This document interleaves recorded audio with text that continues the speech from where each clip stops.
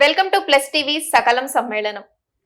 అఘోరాల గురించి మనకున్న అనేక సందేహాల గురించి తెలియజేయడానికి ఈ రోజు మనతో పాటు ఉన్నారు శివరుద్ర సాధువు.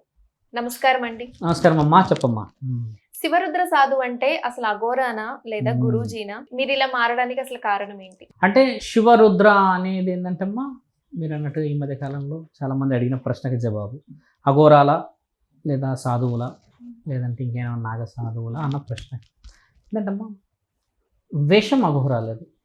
అంటే మనం దుస్తుల నుంచి తీసుకుంటే కేశఖండన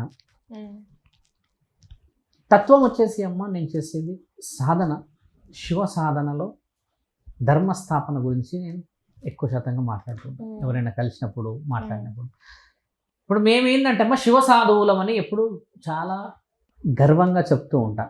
అఘోరారూపం ఉండి త్రిశూలం పట్టుకొని ఒళ్ళంతా రుద్రాక్షలు వేసేసుకొని నీవు స్వామి అఘోరలాగానే ఉన్నావు, కానీ శివ సాధువులు అంటే ఎవరు అన్న మాట మాకు చాలా ఆనందం కలిగిస్తుంది చెప్పినప్పుడల్లా.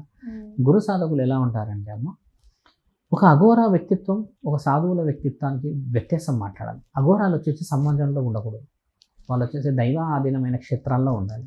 ఉండి సమాజంలో ఏదైనా విపత్తులు ఏర్పడినప్పుడు, ఇప్పుడు ఉదాహరణ కేరళ ఒక విపత్తు, ఉత్తరాఖండ్ ఒక విపత్తు, ఇప్పుడు గంగా పొంగే అవకాశం ఎక్కువగా అయింది. ఇప్పుడు గంగా నది వచ్చేసి చాలా బాగా ఈ మధ్యకాలంలో బాగా వచ్చేసి నీళ్ళు వచ్చేసాయి. గత ఎన్ని సంవత్సరాల్లో రాలేదు. ఉత్తరాఖండ్లో జరుగుతున్న జలప్రలయానికి అమ్మ గంగా నది నిండుతూ వస్తుంది. ఎంత ఆనందం అనిపిస్తుంది, చాలామంది చెప్తూ వస్తున్నారు కదా, ఆనందకరమైన విషయం. అలా గంగా నది ఆనందంగా కనబడుతున్న తరుణం ఈ యుగంలో నాకు తెలిసి రెండో మూడోసారి అంతే అమ్మ. అలా వస్తున్న ఆ తరుణంలో గురువులు చెప్తున్న విషయ వివరణకు వస్తే సాధకులం ఏంటంటే, మేము సమాజంలో తిరుగుతూ ఉంటాం కుటుంబాలకి. నేను ఒక రోజుకమ్మ 8 నుంచి 9 మంది ఇంట్లోకి పూజలకు వెళ్తా, పిలుస్తారు పూజలకి. నేనేది చెప్తా అంటే, వివరణ నన్ను అడగడానికి వచ్చిన వాళ్ళ దగ్గరికి వచ్చినప్పుడు అమ్మ, నేను నాతో కూర్చోబెట్టి మాట్లాడుకుంటూ వస్తాను. సమస్య కనబడిందంటే అమ్మ, నేను వాళ్ళతో పాటే ఇంటికి వెళ్ళిపోతాను. అలా నేను చాలామంది ఇంటికి వెళ్ళా, అలా ఎందరికో వెళ్ళాను. అలా ఇంటికి వెళ్ళిపోతా అంటే అమ్మ, ఓ సాధువు యొక్క అడుగు ఇంట్లో పెడితే 7 జన్మల పుణ్యఫలం. ఇప్పుడు మీరు సాధువా? మేము సాధువులం. సాధువులం అనేది ఎందుకంటే అమ్మ, మేము ఇంకా సాధించాల్సింది ఉన్నది అన్న తాపత్రయంతో ధర్మస్థాపనలో తిరుగుతూనే ఉన్నాం. కాబట్టి మేము ఒక శివ సాధువులం. అంటే శివుడికి మేము కట్టు బానిసలు. అఘోరాలు కూడా కట్టు బానిసలే, నాగ సాధువులు కూడా కట్టు బానిసలే, కానీ వారు చేసే నియమ నిబంధనలు పనులు వేరు. కానీ అఘోరాల వల్ల సనాతన ధర్మానికి ఏంటి ఉపయోగం? అఘోరాలకి అంటే వారు ఏమైనా క్షుద్ర పూజలు చేస్తారా? అంటే అఘోరాలు అసలు ఎందుకు అఘోరాలు అంత సైలెంట్గా అయిపోయారు, ఎక్కడెక్కడో కనబడుతున్నారు అంతే. అప్పుడు అంటే వాళ్ళు మహా కుంభమేళలో ఇలాంటి పెద్ద పెద్ద అని కనబడేవాళ్ళు. అన్నప్పుడమ్మా అఘోరాలందరూ ఏంటంటే ఒకప్పుడు దేశ రక్షణలో ధర్మరక్షణలో తిరిగే వాళ్ళు తల్లి. ధర్మరక్షణ దేశ రక్షణ ఏంది గురువు గారు అన్నప్పుడు చూస్తే, ఒకప్పుడు మన గుడులు ధ్వంసం జరిగేటి, తర్వాత మన దగ్గర ఉన్న నిధులు ధ్వంసం జరిగేది, ఆడపిల్లలని ధ్వంసం చేసేవాళ్ళు, ఎత్తుకుపోయి పైశాచికత్వంగా బిహేవ్ చేసేవాళ్ళు. ఇలా చేస్తూ చేస్తూ చేస్తూ వచ్చిన ఆ తరుణాన్ని ఈ అఘోరాలే కాపాడారు మనల్ని. గుడిలకు రక్షకులు ఇప్పటికి ఉన్నారు, క్షేత్రపాలకులు అంటారు వీళ్ళని. అఘోరాలు యాక్చువల్లీ క్షేత్రపాలకులు. ఒకప్పుడు ఒక నియమ నిబంధనలు ఉన్నాయి, మీకు తెలుసా అమ్మ? మీరు బద్రీనాథ్లో ఎంక్వైరీ చేసుకోవచ్చు. ఒక క్షేత్రం ఉంది అక్కడ, సుమారు 2000 మంది 3000 మందికి పాఠాలు చెప్తారు వేద పాఠశాలలో. వాళ్ళు ఒక గురువు చెప్తూ ఉంటే వీళ్ళు పాటిస్తూ ఉంటారు. వాళ్ళ యొక్క లక్ష్యం ఏంటంటే అమ్మ, బద్రీనాథ్ అనే ఒక క్షేత్రాన్ని రక్షించడం. అలా సాంప్రదాయం ఒకప్పుడు ఎలా ఉండే అంటే అమ్మ, ఒక 100-150 సంవత్సరాల క్రితం వెళ్తే ఒక్కొక్క గుడికి 3 లేదా 5 మంది లేదా 11 మంది ఈ విద్య నేర్చుకున్న వాళ్ళని పంపించేవాళ్ళు గుడి రక్షణకి. చుట్టుపక్కల పొలాలు, ఏదైనా వన్యప్రాణుల రక్షణలో, వచ్చిన భక్తులకు ఇబ్బందులు, లేకపోతే గుడికి సంబంధించిన రక్షణ. అంటే పరమాత్ముడు కారణ జన్మలను రక్షించుకోవడానికి పుట్టించుకునేవాడు. అలాగా అఘోర సాధకులు ఏంటంటే ఒకప్పుడు సమాజాన్ని కాపాడారు. ఆడపిల్లలని, ఇల్లుని, గుడిని, గోపురాలను దోచుకెళ్తున్న వేరే వేరే వేరే దేశస్తులు, మనం ఈ దండయాత్రలు చేసిన వాళ్ళందరినీ వీళ్ళు తరిమి కొట్టారు. ఆ రికార్డ్స్ ఉన్నాయి. గత 100 సంవత్సరాల క్రితం కూడా ఒక యుద్ధం జరిగింది మన దగ్గర అఘోరాలకి వేరే మతస్థుల విషయంలో, వేరే వాళ్ళు మనల్ని దోచుకుంటున్న విషయంలో. ఆ యుద్ధం జరిగిన ప్రాంతం కూడా గోకులంలో. గోకులం మీకు తెలిసిందేగా, ద్వారకలో ఉంది. అక్కడ జరిగినప్పుడు కూడా ఈ అఘోరాలని వాళ్ళని తలలు తీసేశారు. ఒక్కొక్కళ్ళు తలలు తీసేసి హరహర మహాదేవ్ అని అక్కడ పెట్టారు. పెట్టిన తర్వాత వ్యత్యాసం ఏంటంటే అమ్మా, నాగసాధువులు ఏంటంటే వాళ్ళు నగ్నంగా ఉంటారు, వాళ్ళు దుస్తులు వేసుకోరు. వాళ్ళు నాగ సాధువులు. నాగ సాధువులు అంటే నగ్నంగా సాధన చేసేవాళ్ళు. అంటే ఇదేమైనా సాంప్రదాయం? సాధన అనేది సాంప్రదాయం కాదు, ఒకప్పుడు వాళ్ళు దుస్తులు లేకుండా ఉండేది కూడా సమాజంలో కాదు, ఎత్తైన కొండ ప్రాంతాల్లో. అయితే ఇప్పుడు నాగ సాధువులు ఒక పంచని ఇక్కడ కడుతున్నారు నడుముకి, అంటే ఈ కొద్దిగా పైకి అలా కట్టుతున్నప్పుడే ఇప్పుడు ఎక్కువ శాతంగా చూస్తున్నాం. వాళ్ళు ఏం చేశారంటే మా సాధన 12 సంవత్సరాల గురు పర్యవేక్షణలో విద్య నేర్చుకొని వాళ్ళ చేతిలో ఆయుధం త్రిశూలం. వాళ్ళు నాగసాధువుల యొక్క పూజా విధానం బలంగా ఉంటుంది. వాళ్ళు శివుడిని పూజిస్తారు మొదట, 2 వచ్చేసి మహాశక్తిని పూజిస్తారు అంటే అమ్మవారిని, 3 వచ్చేసేసి మహావిష్ణువుని పూజిస్తారు, 4 వచ్చేసి సూర్యుడిని పూజిస్తారు, 5 వచ్చేసి వినాయకుడిని. ఈ 5 మందిని పూజిస్తారు. 7 కడపలు మాత్రమే వెళ్తారు భిక్షాటనకి. 7 కడపలు వాళ్ళు భవతి భిక్షాందేహి అని వచ్చిన ఆ భిక్ష తినాలి. అందులో ఏమైనా రానివ్వండి, రొట్టె రానివ్వండి, పండు రానివ్వండి, అది తినడమే. 7 కడపలే అమ్మ, 8వ కడపకి అర్హత లేదు. మళ్ళీ నీకు 24 గంటల తర్వాతనే మళ్ళీ నువ్వు భిక్షకి వెళ్ళాలి. ఇలాంటి అర్హత ఉండి వాళ్ళకి శారీరక సంభోగాలకి స్త్రీపై వ్యామోహం ఉండదు. స్త్రీ వచ్చేసి ధర్మమూర్తి, మాతృమూర్తి, ఒక చెల్లి, ఒక అక్క, అలానే మాట్లాడతారు. వాళ్ళకి అంగస్తంభన కూడా ఉండదు నాగసాధువులకి. అఘోరాలు వచ్చేసి ఏం చేస్తారంటే అమ్మ, ఒళ్ళంతా విభూది రాసి రుద్రాక్షలు పెట్టేసుకొని తర్వాత వాళ్ళు త్రిశూలాలు బారెడు పెట్టుకొని వాళ్ళు చేసేది ఏంటంటే అమ్మ, భిక్షాటన చేస్తూ చేస్తూ చేస్తూ పోతూనే ఉంటారు. వాళ్ళ ప్రయాణం ఎక్కడ గుడి కనబడితే ఆ గుడి దగ్గరే నిద్రపోవడం, రాత్రి మళ్ళీ నెక్స్ట్ డే మళ్ళీ భిక్షాటన చేయడం.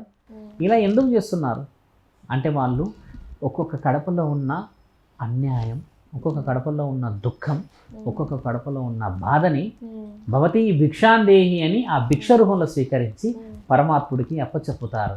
భిక్షాటన ఎవరు చేస్తారమ్మా? ఎవరు చేయలేరుగా. అందుకని నీ యొక్క పాపపుణ్యాలని స్వీకరించడానికి నీ ఇంటి ముందు వస్తారు అడుక్కోవడానికి. శివతత్వం శివరూపమే వేసుకొని వస్తారు వాళ్ళు బారెడు. ఇప్పుడంటే మనం 5-6 ఫీట్లే కానీ ఒకప్పుడు సుమారు 8-7 ఫీట్లేగా మనుషులు. ఒకసారి ఊహించండి, 7.5 ఫీట్ల అడుగు ఉన్న ఒక మనిషి ఒళ్ళంతా విభూది పెట్టుకొని కండలిలా ఉండి త్రిశూలం పట్టుకొని వచ్చి భిక్షాందేహి అని అంటే అమ్మ, ఇంటికి శివుడే వచ్చాడు అనుకోరా. శాసన గ్రంథాల్లో శివుడి గురించి రాసిందిగా. అలాంటి గొప్ప చరిత్ర అఘోరాలది.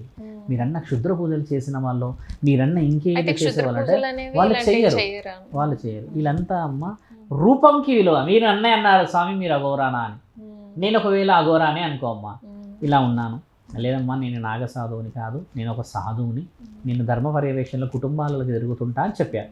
ఓహో ఇలాగా అని అనుకున్నారు.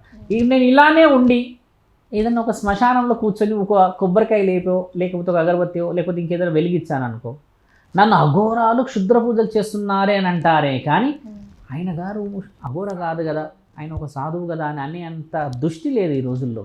అంటే ఐ కాంటాక్ట్ అపియరెన్స్తోనే డిస్టర్బెన్స్ అవుతుంది ఎక్కువ. ఇక్కడ సింపుల్గా చెప్పేస్తాడు మనిషి, ఓ ఆయన అలా ఉన్నట్టు ఆయన అఘోరా అంటాడు, అంతేగాని లేదు ఆయన శివరుద్ర సాధువు అంటారా? అనలేరు కదా తల్లి. అందుకని ఈ సాంప్రదాయం ఇంకా డీప్గా తెలవాలి. ఈ మధ్యకాలంలో నేనే చెప్తున్నా నాగసాధువులు అఘోరాలు సాధువుల గురించి. అంతకు ముందుకు రికార్డులే లేవు. అంతకుముందుకు అఘోరాలు ఏం చేస్తారో చెప్పారే, కానీ వ్యత్యాసాలు ఎవరు అడగలేరు, ఎవరు చెప్పలేరు. మాకు మీరు ఒక సందర్భం మీ ఛానల్ వాళ్ళు ఇచ్చారు కాబట్టి ఇన్ని చెప్తున్న విషయాలు. ఒకసారి మస్తిష్కం నుంచి పుస్తకం వచ్చింది కదా, మస్తకం పుస్తకము, తర్వాత హస్తకము, ఇంకొకటి ఉంది ఇక్కడ నేత్రానందం. ఈ కళ్ళతోనే మనిషిని నాశనం చేసేస్తారు. అంతే. ఆ యూట్యూబ్ చూడడం ఏందో కానీ కింద కామెంట్లు ఎందుకు ఈ స్థితి అనిపిస్తుంది, అన్ని కామెంట్లు పెడతారు. ఎలా పెడతారు కామెంట్లు అమ్మ? అసహ్యంగా పెట్టేస్తారు, అసహ్యంగా. ఇప్పుడు అమ్మాయిల గురించి మీరు గురు సాధనలో ఉన్న ఒక అమ్మాయి అని పెట్టండి, కింద లింక్స్ చూడండి. ఆ అమ్మాయికి సంబంధించిన విషయం పక్కన పెట్టేసేసి ఎన్ని చెడు కామెంట్లు వచ్చేస్తాయి. అంటే నువ్వు నీ యొక్క నేత్రంతో కనబడిన దాన్నే డిసిజన్ తీసుకుంటున్నావు, కానీ ఇండెప్త్గా ఏం జరుగుతుందో చూసుకోవట్లేవు అని అనడానికి. అంటే ఇక్కడ నీకు మెదడుతో పని జరుగుతలేదు, పుస్తకంతో పని జరుగుతలేదు, చేతులతో పని జరుగుతలేదు, కానీ కళ్ళతో జరుగుతుంది పని. అలా జరగడం వల్ల అమ్మ తప్పు మెసేజ్ పెడుతున్నావుగా. అందుకే గురు పర్యవేక్షణ లేని విద్య ఎప్పటికీ గుడ్డి విద్యనే. గురూజీ, ప్రతి నదికి పుష్కరాలు వస్తూ ఉంటాయి, వెళ్ళి స్నానాలు ఆచరిస్తూ ఉంటారు అందరూ. అలాగే అసలు ఈ కుంభమేళ అంటే ఏంటి, ఇది ఎక్కడ జరుగుతుంది? మనం ఇందాక అఘోరాల గురించి మాట్లాడుకున్నట్టయితే ఖచ్చితంగా ఈ కుంభమేళ సమయానికి వాళ్ళు వస్తారు. ఇది ఎలా సాధ్యం? వస్తాను. ఇప్పుడు మనము కుంభమేళాల పరిస్థితి రీత్యా మాట్లాడి చూస్తే అమ్మ, చాలామందికి తెలియంది ఏంటంటే కుంభమేళాల్లో 4 రకాలు ఉన్నాయి. ఒకటి వచ్చేసి మహాకుంభమేళ 147 సంవత్సరాలకు ఒక్కసారి జరుగుతుందమ్మా. తర్వాత మీరు అన్నట్టు కుంభమేళ ఇది 12 సంవత్సరాలకు ఒకసారి జరుగుతుంది. తర్వాత అర్ధ కుంభమేళా వచ్చేసి 6 సంవత్సరాలకు ఒకసారి జరుగుతుంది. మగు కుంభమేళా వచ్చి 3 సంవత్సరాలు. అంటే 4 కుంభమేళల్లో చాలా మందికి తెలియదు ఇన్ని కుంభమేళాలు ఉంటాయా అని. ఈ మహాకుంభమేళలు వచ్చేసి మహా ఋషులు అంటే విద్య హస్తకులు, శాస్త్ర గ్రంథాలు తెలిసి భూమండలాన్ని పిక్కిలించిన మహావిద్య అర్హత కలిగిన వాళ్ళు సుమారు 150 సంవత్సరాల పై ఉన్న వాళ్ళే వస్తారు. అఘోరాలలో నాగసాధువులు బతుకున్న వాళ్ళు ఉన్నారని అంటే మనకు తెలుసు. వాళ్ళు ఎక్కడో హిమాలయాల్లో, ఉత్తరాఖండ్లో, ఆ మంచు ప్రాంతంలో, తర్వాత కాశీలో ఉన్నారు కానీ బయటికి రారంటారు కదా, వీళ్ళు వచ్చే తరుణం. కుంభమేళలో వచ్చేసి ఏం చేస్తారు, గురువుల కింద ఉన్న శిష్యులు కూడా గురువులే కదా, అలా ఒక్కొక్క తరుణానికి ఒక్కొక్క అర్హతతో వస్తారు. డిగ్రీ, మాస్టర్ డిగ్రీ, ఈ డిగ్రీ అండ్ ఫెలోషిప్ ఇట్లా వచ్చేవాళ్ళు వీళ్ళు. జరిగిన ఆ తరుణం డీప్గా పోయి ఏం చేస్తారు, కుంభమేళలకు వచ్చి దే ఆర్ కౌంట్, అంటే వాళ్ళు డూ కౌంటింగ్. ఎక్కడెక్కడ క్షేత్రంలో మన వాళ్ళు ఉన్నారు, మన వారి యొక్క ఆయుర ఆరోగ్యాలు, క్షేమ సమాచారాలు, ఎంతమంది విద్యార్థులని మీరు ధర్మ కార్యక్రమాలకి సిద్ధం చేసి ఉంచారు, శిష్యరికంలో ఎవరైనా కాలం చేశారా, గురు సాధనలో ఎవరికైనా ఆయుర ఆరోగ్యాలు లేకుండా అనారోగ్యంతో ఉన్నారా, ఏదైనా అవసరం పడుతుందా, మనం ఏమైనా చేయాలి అంటే దైవాధీనంలో చేయాల్సిన గురు సాధకుల చేత కొన్ని విద్యా అర్హతలు పొందవలను, ఎక్కడైనా ఏమైనా గొడవలు జరుగుతున్నాయా, మన వాళ్ళకి ఇంకేదైనా జరుగుతుందా అనే విషయాలు కుంభమేళలో మాట్లాడుకుంటారు. ఇంకో విషయం వాళ్ళు ఏం చేస్తారు తెలుసా అమ్మ, దే కౌంట్ ఈచ్ అదర్స్. నార్త్లో ఎంతమంది ఉన్నారు, ఇప్పుడు ఎంతమంది ఉన్నారు, సౌత్లో ఎంతమంది ఉన్నారు, ఇప్పుడు ఎంతమంది ఉన్నారు, వెస్ట్ ఈస్ట్, ఇలా వాళ్ళ యొక్క కౌంట్ చేసుకుంటారు వాళ్ళు గురువులు. వాళ్ళకి ఎవరికి కౌంట్, మీరు మనం అన్నట్టుగా అటెండెన్స్ లాగా రోల్ నెంబర్ 1, 2 అన్నట్టు వాళ్ళ గురు సాధనలో ఉన్న వాళ్ళు చేసుకొని లెక్క పెట్టుకున్న మాటలు మాట్లాడి నెక్స్ట్ ఏమేమి చేయాలి అన్నప్పుడు అంతమంది దైవ ఆధీనంలో ఉంటారు కాబట్టి అమ్మ వాళ్ళు పుష్కర స్నానం ఆచరించడం ధర్మం. ఎందుకు ధర్మం గురువుగారు, రోజు నేను స్నానం చేస్తా, వాళ్ళు స్నానం చేస్తారు, ఇలాగే కదా అంటే అమ్మ, గత ఎన్నో సంవత్సరాలు చూస్తే గంగా నది నిండలేదు, ఈ మధ్య నిండింది. అంటే ఒక పుణ్యమైన నదికి పుణ్యమైన నీళ్లు వచ్చి చేరినాయి అనేది పరమాత్ముడి ఆజ్ఞ. అలాంటి గంగా నదికి హారతి పట్టే తరుణం ఎంత ఆనందంగా అవుతుందంటే మంచి రోజులు ఉన్నాయనేది ఒక సూచిక. అయితే ఇంకో సూచిక ఏంది, అలాంటి గంగని ఆచరించి స్నానాలు చేసుకుంటే కలిగే ఆ మనశ్శాంతి పరమాత్ముడు కూడా ఇస్తాడు. అలాంటిదమ్మా ఆర్నిషలు పరమాత్ముడి ఆజ్ఞలోనే ధూపాలు, దీపాలు, నైవేద్యాలు పరమాత్ముడికి సేకరించి పెట్టి భార్య, పిల్లలు, సంసారం, ఇల్లు, సాగరం, ఆస్తి, అంతస్తు, అప్పులు, స్నేహితులు అన్నిటికంటే మించి నిన్ను కన్న తల్లి తండ్రులను కూడా వదిలిపెట్టి కేవలం ఇదే ఒక్క దేహాన్ని శివుడి కాళ్ళ దగ్గర పెడతాడు కదా, మరి ఆ దేహం వచ్చి స్నానం చేస్తే పుణ్యమా పాపమా? అందుకని మా కోసం, సమాజం కోసం ఆయన శరీరాన్ని, ప్రాణాన్ని కూడా హరహర మహాదేవ్ అని తీసి ఇయ్యగలడు ఈ తలని. అలాంటి పుణ్యమైన వాళ్ళు వచ్చి స్నానం చేస్తే ఆ గంగా నదిలో కానీ మీరన్న ఆ సరస్వతి, ఆ జమునా నదిలో కలిసిన ఆ నదులు కలిసిన ఆ నీళ్లు ఎంత పవిత్రమవుతాయమ్మా. దాని అర్థం అది. ఒక అఘోరాలు వచ్చి మొదట స్నానం ఎందుకు చేస్తారు కుంభమేళలో, అర్ధ కుంభమేళలో, మగు మేళలో అంటే అమ్మా మహాక్షేత్రాల్లో పుణ్యం మనకు రావాలని వారి యొక్క జీవితాలని త్యాగం చేసిన వాళ్ళు ఈ అఘోరాలు, సాధువులు, నాగసాధువులు. కాబట్టి వాళ్ళు వచ్చి చేస్తున్నప్పుడు గంగా, సరస్వతి, జమున. మీకు తెలిసి భూమండలంలో ఉన్న ఒకే ఒక్క నది గంగా నది మాత్రం. సరస్వతి నది ఇప్పుడు లేదు మన దగ్గర, ఒకప్పుడు ఉండే. ఇప్పుడు సరస్వతి నది మన భూమండలంలో లేదు, కనుమరుగైపోయింది అది. చాలా మంది కామెంట్లో చెప్పారు, లేదు వెళ్ళి చూసుకో సరస్వతి నది ఉంది అక్కడ. సరస్వతి నది ఉంది, నీళ్ళు ఎక్కడ ఉన్నాయి? అనవాళ్ళు ఉన్నాయి, నీళ్లు లేవు, వెళ్ళిపోయింది. అతల వితల సుతల మహాతల పాతాల 7 లోకాల కిందికి వెళ్ళిపోయింది. అమ్మ లేదు ఇప్పుడు. జమున ఎక్కడి నుంచి వచ్చింది? జమున అమ్మ వచ్చేసి స్వర్గదేవత. ఆవిడని దేవాది దేవతలు పిలిపించారు. గంగా భూమండలంలోనే ఉండే, తర్వాత సరస్వతి అమ్మని, జమున మాతని, ముగ్గురిని కలిపి గంగా, జమున, సరస్వతి కలిపిన తరుణం. అలా అవి మహాక్షేత్రాలకు పాకుతాయి. అక్కడ చూడండి గంగోత్రి ఉంది, గంగా ప్రయాగ. గంగోత్రి నుంచి అమ్మ అలా నీళ్లు కలుస్తూ వస్తాయి. అదొక క్షేత్రం. కొన్ని సంవత్సరాలకంటే 12 నెలలకు, 13 నెలలకు, 16 నెలలకు, 3 సంవత్సరాల 6 నెలలకు కలుస్తూ ఉంటాయి. కలుస్తూ కలుస్తూ కలుస్తూ కలుస్తూ కలుస్తూ ధర్మపురి మహాక్షేత్రంలో కలుస్తాయి, అక్కడ నుంచి కాళేశ్వరంలో కలుస్తుంది, అక్కడ నుంచి గోదావరిలో కలుస్తుంది. అంటే ఇన్ని క్షేత్రాలు కలిసిన క్షేత్రాలే 12 క్షేత్రాలు. ఎందుకు మన గంగా పుష్కరాల స్నానాలంటే అమ్మ అది కలవడానికి స్వర్గం నుంచి దారి ఉంది కదా, పరమాత్ముడు ఇచ్చిన ఆజ్ఞ అని అంటాడు. ఉత్తరాఖండ్లో వర్షాలు పడతాయి, మంచు ప్రాంతంలో వర్షాలు ఎందుకమ్మా? ఒక మాట అంటే దానిపైన శక్తి ఇంకోటి ఉందని అర్థం కదా. సృష్టికర్త పైన ఇంకో సృష్టి ఉంది, ఆయనే సృష్టికర్త కదమ్మా. ఇప్పుడు అయితే మీరు చెప్పారు గురూజీ, అంటే వీళ్ళు వచ్చి స్నానాలు చేయడం వల్ల ఎంత పుణ్యం, ఎంత పరమార్థం అని చెప్పి, మరి నిత్యం ఎప్పుడు గంజా పీల్చుతూ ఒక మత్తులో ఊగుతూ ఉంటారు. ఇది నిజంగా శివుణ్ణి ఆరాధించడం అంటారా? వాస్తవమే. ఎక్కడ గాంజాయి తాగినట్టుగా రుజువులు ఉన్నాయి, ఎక్కడ మద్యాన్ని సేవించిన రుజువులు ఉన్నాయి, మీరు ఒక వ్యాలిడ్గా ప్రూఫ్ చూపించగలగాలి. మీరు అన్నట్టుగా మద్యాన్ని సేవించే చిత్రపటం శివుడిదే ఉంది, చూసారా ఎక్కడైనా? తండ్రి ఇలా ఒక పెద్దగా పెట్టుకొని తాగినట్టు ఉంటుంది ఫోటో, ఇలా తలపైకి పెట్టి కూర్చొని ఉంటాడు. ఏమిటి మీరు అడిగిన ఆ ప్రశ్న? చాలామంది బుద్ధిహీనులకి ఆ యొక్క ప్రశ్నకి జవాబు నేను చెప్పింది వినాల్సిన అవసరం కూడా ఉంది. ఒక మస్తిష్కం అని అన్నాను, మీకు గుర్తుందా అమ్మా? ఇప్పుడే ఏమన్నాం? మస్తకం అంటే మైండ్. మద్యం తాగిన వాడి మైండ్ ఎలా ఉంటుంది? మీరు ఓరల్గా డిస్కస్ చేసుకుందాం. ఏముంటుంది చెప్పండి? రౌడీగా లేదా కంట్రోల్లో ఉండదు, ఆ మనిషి అన్కంట్రోల్డ్గా ఉండి డ్రైవ్ చేసుకుంటూ హడావిడి చేయడమా, అమ్మాయి ఉంటే అమ్మాయిని కొట్టడమా, భార్య ఉంటే భార్యని కొట్టడమా, లేకపోతే కొంతమంది తిండిపోతులు ఉంటారు, తిండి కూడా ప్రత్యేకంగా తింటారు, కూర్చొని తాగిన వాడు ఓ ఇంత తినేస్తాడు అని అంటారు. తాగిన తర్వాత మామూలు టైంలో వాడు అసలు అన్నమే ముట్టడు అంటారు. ఇది ఒక దృష్టి. అంటే వాళ్ళ మైండ్ మీద నడుస్తున్న ప్రత్యేకత. శాసన గ్రంథాల్లో రాసింది ఏంటంటే అమ్మ, అఘోరా సాధకులు తీసుకుంటున్న ఆ పానీయం వచ్చేసి భగవంతుడి ఆజ్ఞలో ఒక ఆజ్ఞని పాటించడానికి. మీరే ఇప్పుడు అన్నాం, ఏదైనా ఎవరైనా మీరు చూస్తే డ్రింకర్స్ని కానీ ఎవరైనా మద్యం సేవించిన వాళ్ళని చూస్తే అమ్మ, వాళ్ళు ఒక బిహేవియర్కి ఎడిక్ట్ అయినట్టు కనబడతారు కదా. అది హ్యాపీగా తాగితే హ్యాపీ మూమెంట్ ఉంటుంది కదా కల్చర్ అంతా. అలాగే మీరన్న అఘోరాలు కానీ నాగసాధువులుగా తాగేది దేనికి తెలుసా తమ్మ? హర హర మహాదేవ శంభో శంకర పరమేశ్వర హర మహాదేవ మహాదేవ అని చెప్పి వాళ్ళు తాగినప్పుడమ్మా దేవుడికి వారి యొక్క మెదడు అనుమస్తిష్కము అంటే చిన్న మెదడుని అప్పచెప్పితే దైవ ఆధీనంలో ఉండడానికి వాళ్ళు ఇలా పెట్టి చేతు ఎనికి తల పెట్టేసి త్రిశూలం ఇలా ఎడమ వైపు పెట్టి కూర్చొని ఉంటారు. అప్పుడు వారి ఎవరి ఆధీనంలో ఉన్నట్టు? వాళ్ళ మైండ్ ఎవరి ఆధీనంలో ఉన్నట్టు? ఇప్పుడు హరహర మహాదేవ్ అని మీరు అన్నదే సేవించాడు. సేవించినప్పుడు ఈయన మైండ్ దేవుడి దగ్గరికి పోయింది కదా. మరి అది పాపం ఎలా అయింది? ఎక్కడ మీకు కనబడ్డాడు? అఘోర తాగుతూ మద్యంతో తిరుగుతున్నట్టు ఎక్కడ కనబడ్డాడు?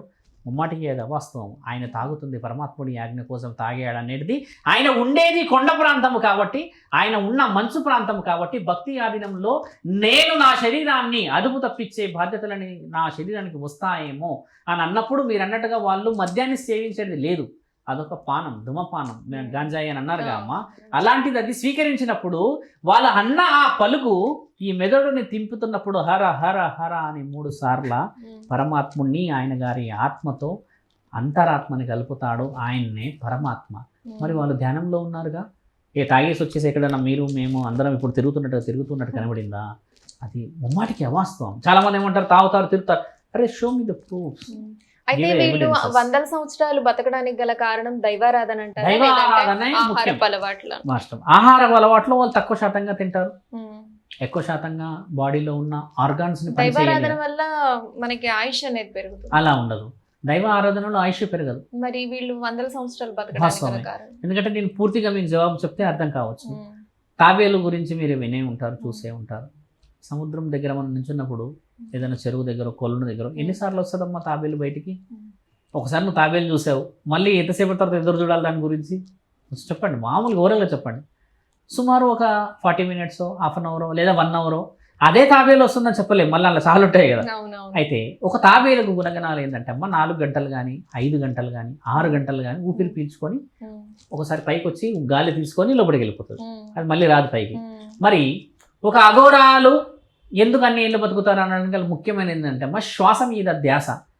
When your organs works, now you're talking each others and you're questioning and giving answers కదమ్మా. So entire our organs are functioning. ఇక్కడ liver, kidney, blood purification, heart అనేది ఫ్లమ్ అవుతుంది. అప్పుడు ఏం జరుగుతుంది? మన యొక్క శరీరంలో ఈ యొక్క ఎక్స్పీరియన్స్ అనేది దీనికి ఒక వ్యాలిడిటీ అవుతుంటుంది కదా. అంటే అలసిపోతుంది, మళ్ళీ తినాలి కదా, మళ్ళీ తింటాం, మళ్ళీ అలసిపోతాం కదా.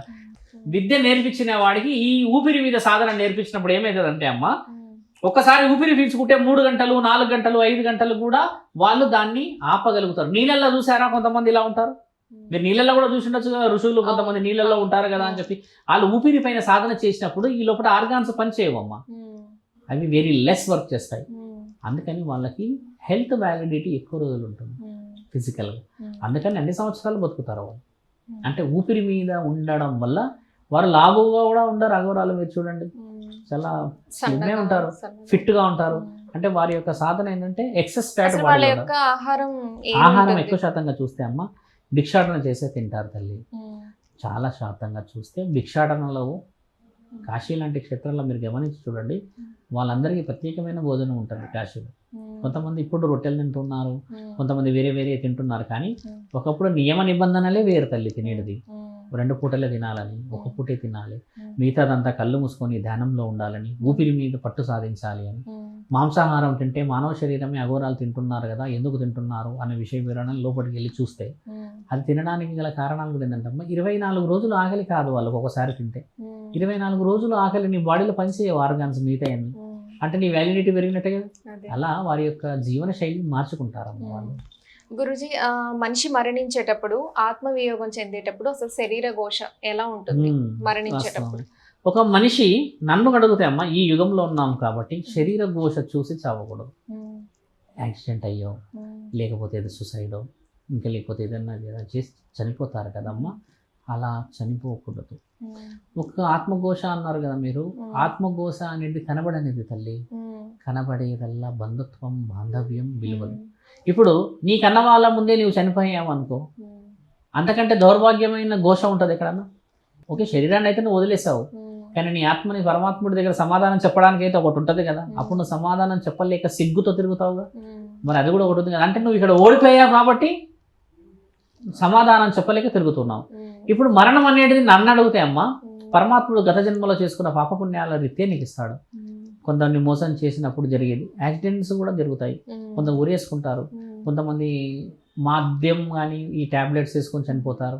దిస్ ఈజ్ ఆల్ కాళ్ళు ఏంటంటమ్మా, ఒకప్పుడు వీరు ఎవరినో ఈ విధంగా బాధ పెట్టడం చేత అది అనుభవించడం పరమాత్ముడు ఇచ్చాడు అన్నది ఒక మాట అయితే, ఇప్పుడు చదువుకున్న జ్ఞానం లేక, చెప్పేవాళ్ళు బుద్ధి ఇవ్వలేక, తల్లిదండ్రుల పర్యవేక్షణ బాగలేక, చుట్టుపక్కల ఉన్న స్నేహితుడు మోసం చేయడం చేత నేను ఓడిపోయానన్న ఆ భయంతో, ఆ ఒంటరి ఫీల్తో చనిపోతున్న వాళ్ళు కొందరు.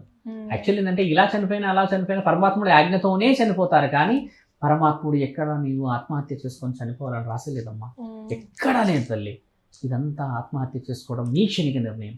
ఒక ఆయుష్ పెడతాడు నీకు, మరి శివుని ఆజ్ఞ లేకుండా జరిగింది అనే దాన్ని రాసి లేదు కదా. శివుని ఆజ్ఞ లేకుండా సీమైన పుట్టదని రాసున్న దాంట్లో క్షణిక ఆవేశం అనేది రాసి లేదు కదా. మరి నీవు తీసుకున్న నిర్ణయంలో గండాలు అంటారే. గండం అంటే తెలుసుగా మీకు, యమగండము ఉండవచ్చు, నీకు ఏదన్నా గండం ఉండొచ్చు. అలాంటి గండం ఉన్నప్పుడు వారికే చేసుకోవాలి, వారికి తెలుసుకోవాలి కదా. ఇప్పుడు గుడిలకు నువ్వు వెళ్ళాలి, పుష్కరాలకు నీవు వెళ్ళాలి. ఇంతకు ముందుకే కుంభమేళల గురించి మాట్లాడడం. గురువులు, సాధకులు, పురోహితులు అందరు ఎందుకున్నారు? నువ్వు వీటన్నిటికి వెళ్తే కదా నీ శరీరంలో మంచి ఉందా చెడు ఉందా తెలుస్తుంది. చూడమ్మా, ఎవరికి మరణం సడన్ గా రాదుగా.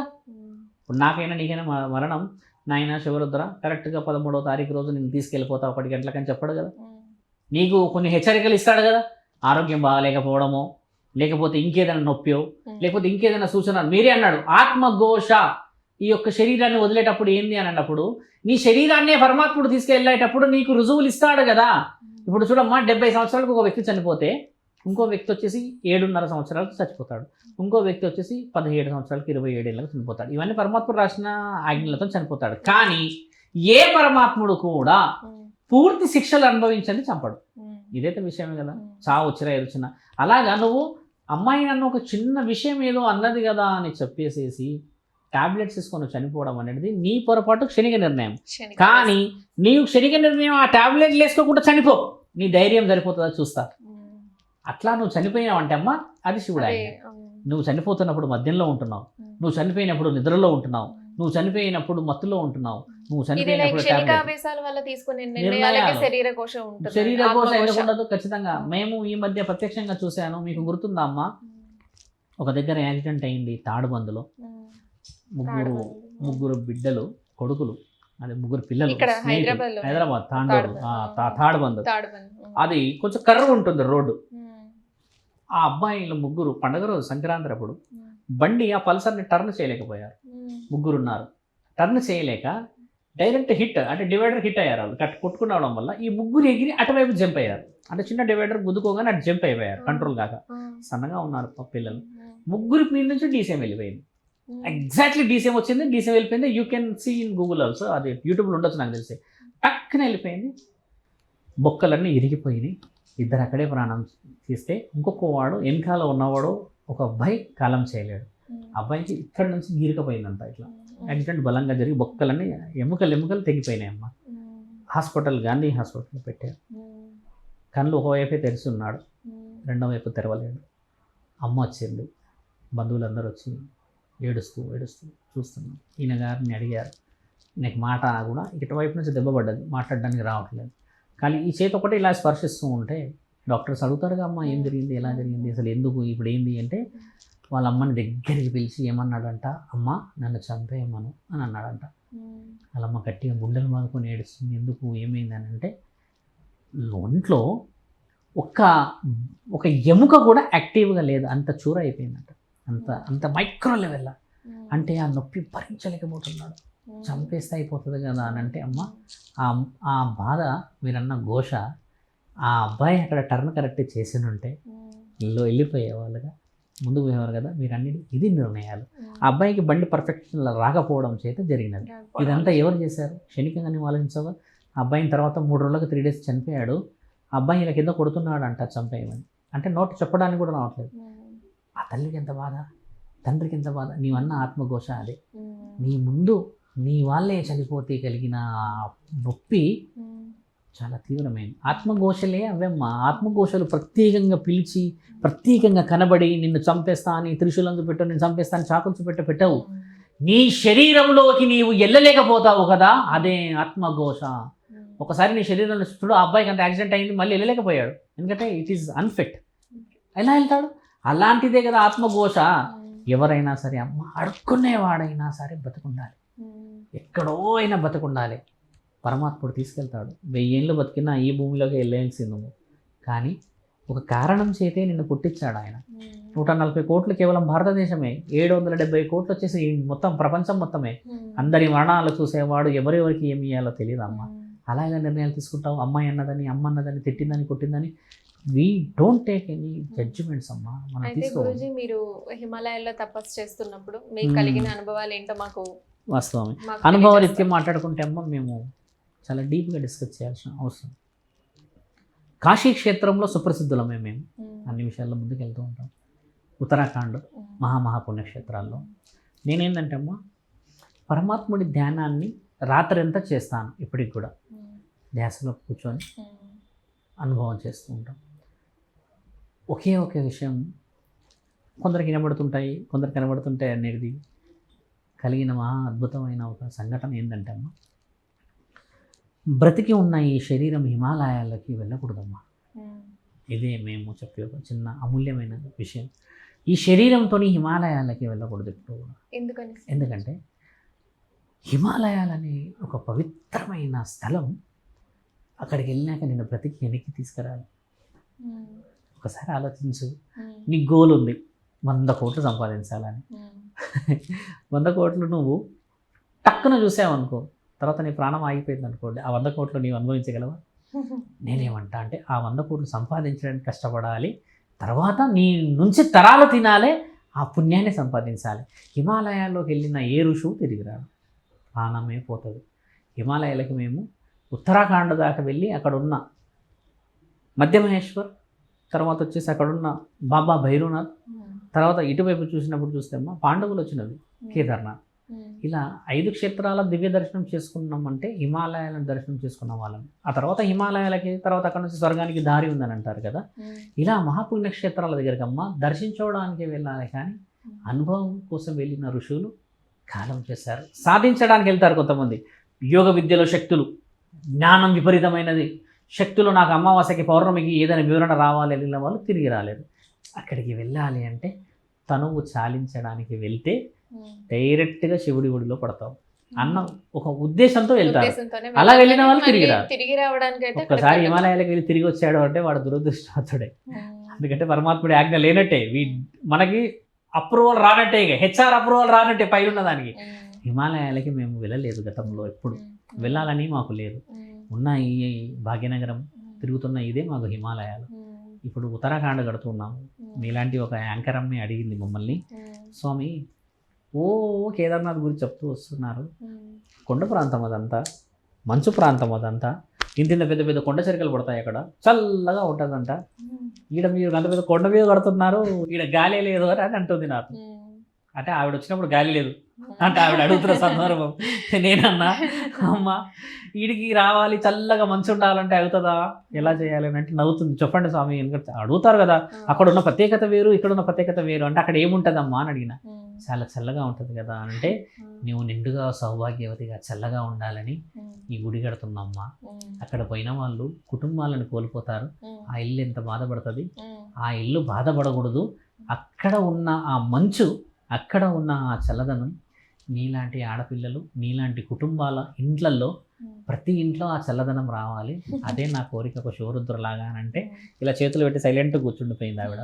అంటే చూడమ్మా, మహాపుణ్యక్షేత్రం ఆ రోజు పాండవులు కట్టిన క్షేత్రం అది. అప్పట్లో మంచు ఉన్నదో లేకపోతే అక్కడ రాయి ఉన్నదో అప్పుడున్నదో తెలియదు, పరమాత్ముడు ఆజ్ఞ ప్రకారంగా కట్టారు. ఆ మహానీయుడు ముక్కంటి ఇక్కడ ఆజ్ఞ అయ్యిందే కేదార్నాథ్ కడుతున్నామా అంటే, ఏ కోరిక లేని పరమాత్ముడిని ఆడ నిల్చోబెట్టగలమా? ఇప్పుడు నేను ఒక గుడి కడితే, అమ్మ నువ్వు గుడికి వస్తే ప్రశాంతంగా అనిపించాలా, ఇది ఎక్కడ కమర్షియాలిటీ అనిపించాలా? ఆ ప్రశాంతత అనిపించింది నీకు అనుకో, గుడికి వచ్చాక నేను నీకు నీ శరీరానికి నేను ఆ మంచు ముద్దలు ఇచ్చేసినట్టే కదా, అంటే పరమాత్ముడి ఆజ్ఞ ఇచ్చేసినట్టే కదా, పరమాత్ముడు పుణ్యం వచ్చేసినట్టే కదా. అబ్బా గుడికి వెళ్తే ఎంత సుఖం అనిపించింది, నిజమే అనిపిస్తుంది. ఆ తృప్తి పరమాత్ముడికి తెలుసు, ఎవరికి ఇచ్చుకోవాలో, ఎవరికి కట్టుకోవాలో, ఎవరికి లేదో. అమ్మ ఒక గుడి కట్టిన దగ్గర భిక్షాటన చేసేవాడు కూడా కారణ జన్ముడే. ఓపెన్ గా చెప్తున్నాము, ఒక గుడి మెట్ల మీద అడుక్కునేవాడు కూడా ఒక కారణ జన్ముడే. అంతేకాని వాడి స్థితిగతులకు అడుక్కోట్లేడు.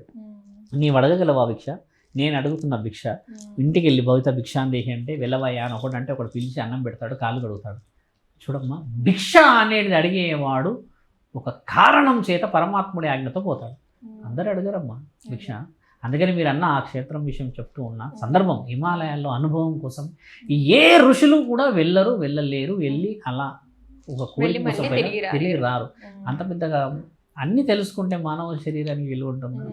అలా అక్కడ వెళ్ళిన వాళ్ళు ఇక్కడ వచ్చి చెప్పారు. కొంతమంది చెప్తారు we did that, we did this అంటారు కదా. Absolutely 99% it is a wrong information. Guruji, అయితే మాకు ఈ సాధువుకి అఘోరాలకి ఉన్న వ్యత్యాసం గురించి, అలాగే మాకు తెలియని ఎన్నో విషయాలు తెలియజేశారు. ధన్యవాదాలండి. ధర్మో రక్షతి రక్షత.